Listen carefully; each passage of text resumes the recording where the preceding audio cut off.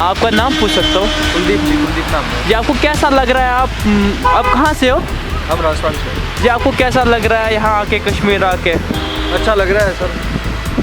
First time आए, first time हमने snow देखी गिरते हुए यहाँ बनियाल में। ठीक।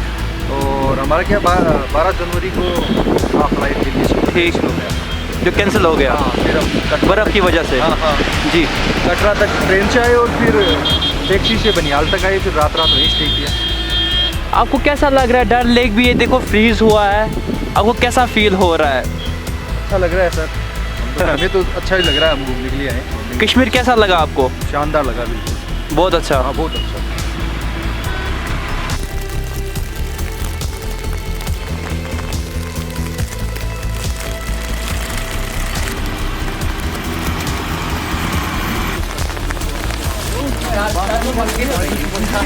आपका नाम? मनोज कुमार है। जी आप कहाँ से हो? हम राजस्थान से हैं। जी आप जब यहाँ आए कैसा आपका फील हुआ? बहुत अच्छा लग रहा है सर, तो ट्रेन ज़्यादा है हमारे यहाँ से, तो बहुत अच्छा लग रहा है, बहुत शानदार लग रही है सर। शानदार लग रहा है।